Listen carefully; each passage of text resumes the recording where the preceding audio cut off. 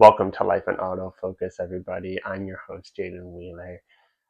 Thank you so much for tuning in. This is the first episode that you're watching right now, and many more to come. Today, you get the luxury of having a one-on-one with me, but stay tuned for future episodes here where we include local photographers, models, makeup artists, and other creatives that are in the industry, and we explore the realm of photography and visual arts. I wanted to take the time in this first episode here really just to dive a bit deeper into who I am, and the journey that I've been on to getting to this point in my life. I have been a portrait and lifestyle photographer for about 11 years now, starting back in 2014. I'm originally from a small town in northern British Columbia called Williams Lake. That's kind of where the passion for photography for me sparked.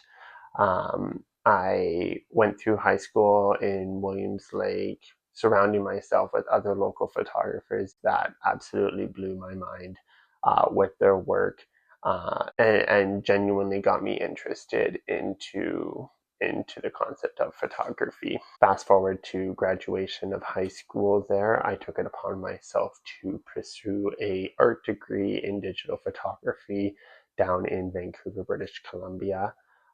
At the time, I was only 17 years old when I was leaving Williams Lake to move down, which was very scary for myself here, but putting myself through art school and immersing myself in an environment where it was surrounded by other creatives wanting to pursue their passions was truly the best decision that I could have made for myself. I can tell you right now, growing up as a kid, I never saw myself moving into the big city. Definitely thought that I was going to be a small town countryside kid for the rest of my life. So moving to the big city was a big adjustment for myself. But like I said, the people that I was able to meet and the creatives that I was able to surround myself with in the industry really made that move super beneficial for myself. During my time in art school, I was able to explore different avenues of photography and really get a feel for what stuck for me. Going up until the graduation of art school, I found myself leaning heavily towards the fashion and model industry of photography. It was something that just really excited me. Publications, runways, editorial shoots, all of that kind of stuff really gravitated towards myself. And I still think it does. I think that's still where I want to be in the future. The fun thing about categorizing myself as a portrait photographer means that I can capture all areas that involve people. So this could be those editorial photo shoots or fashion runways, but it could also be family photography. It could be couples. It could be engagements, elopements, maternities, newborns. If it involves a person, I'm there. And at the time, I hadn't realized it, but I know myself, and you can probably ask any of my friends as well.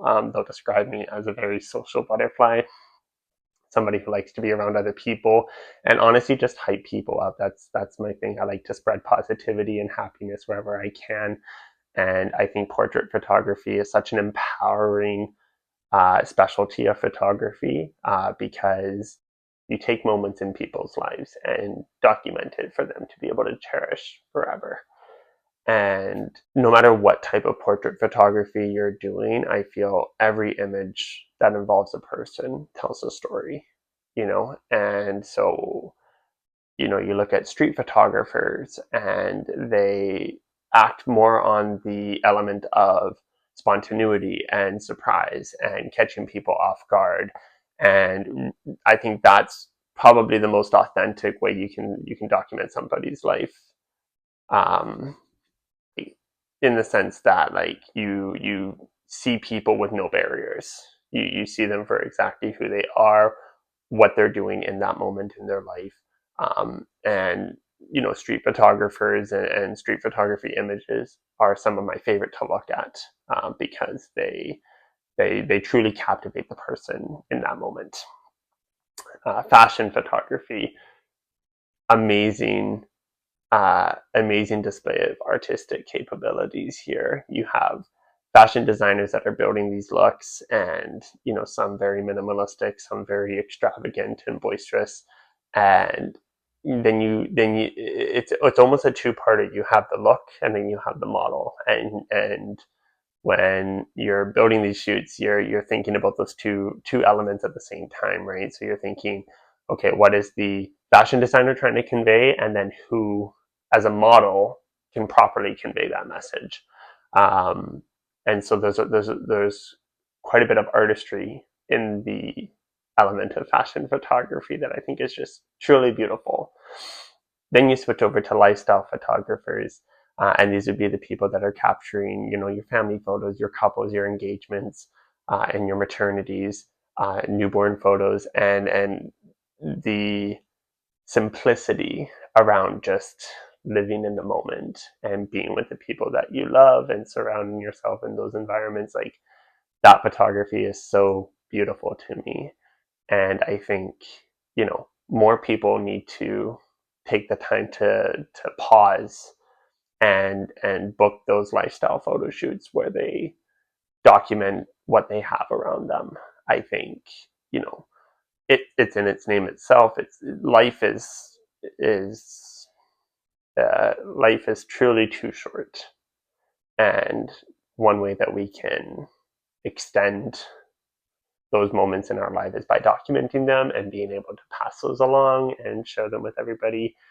So yeah, lifestyle photography truly is, I think, the word I would use is probably the most beautiful form of photography when it comes to portraits, just because, like I said, you're stripping away the glam, the fashion, the concepts, and you're really just focusing on the simplistic realm of life and what people have around them. Then, of course, you have your wedding photographers. This is a huge milestone moment in any person's life, and it's probably one of the toughest industries to be involved with when it comes to photography. Um, there are just there's so many elements with wedding photographers that they need to consider to ensure their success. This is probably one of the most coordinated days of any person's life that they'll experience. And your photographer needs to be on that same page with you, right? So I think wedding photographers, you have to have the, what's the word I'm trying to think of here? I think wedding photographers is wedding photographers are people who specifically seek out that kind of environment. That's what I'm trying to say. It takes a special kind of person to be a successful wedding photographer, and it's the people who are heavily detail oriented, have excellent time management skills, are great at managing large crowds, are great on high pressure situations. Those are just some of the very many traits that a wedding photographer would need to have. I can confidently tell you I haven't had enough experience in wedding photography to be able to shift my portfolio and my business model towards it. Is it something that I would love to continue to consider and experiment with and book at smaller levels to gain some experience? Absolutely. I think if you can learn to be a successful wedding photographer, then you've really mastered it. You have to be quick on your feet. You have to know your camera settings like the back of your hand. You have to know your different camera lenses and lighting situations and people management. Like, it really does encompass all of the traits that I think are required to be a portrait photographer, and then multiplies it by like 10. So shout out to all you wedding photographers that are out there and absolutely killing it, because it is not an easy task, and I do think a lot of people underestimate just the amount of knowledge and expertise that are required to be a wedding photographer. So round of applause to all of you wedding photographers that are out there. So I wanted to just take a quick moment here. Why am I starting a video podcast series? If I'm being completely honest here, I'm still figuring out that reason for myself. But one thing I did know is that I want to look back on myself in 20 years, 30 years from now, and be able to have a list of projects that I was able to accomplish. And I think when when we are artists and we are creatives, we have to do things that make us step outside of our comfort zone. And I can tell you right now, talking in front of a camera, looking right at you guys right now, it's the most daunting thing that I have ever experienced here. So please go gentle on me while we figure this out and I get more relaxed. But this is something that is far out of my comfort zone here. But I think it's important for myself in the pursuit of developing myself to a stronger and uh, better photographer that I do this. Another huge factor in me jumping on this podcast series was also uh, to open the doors for me to connect with other local photographers in the area, makeup artists, models, and really just get a one-on-one chat with them that I otherwise wouldn't be able to do if it was in a real life photo shoot setting. I think when I meet these people and I'm working with them on a job, we don't get a whole lot of time to be able to break down, why we're both in the industry or things that inspire us or goals and dreams that we have with our careers. And so this podcast series is really just to invite anybody who wants to share more of their story on a platform that you might not otherwise be able to get from them when you book with them. So with that, I have conceptualized this podcast series. I've called it Life in Autofocus because it truly is taking a pause in our life and just realizing what we have around us here. I want this podcast series to be fun and engaging. I would love if people shared their thoughts with me in the comments. Tag your friends, tag people that you want to be on the show with me.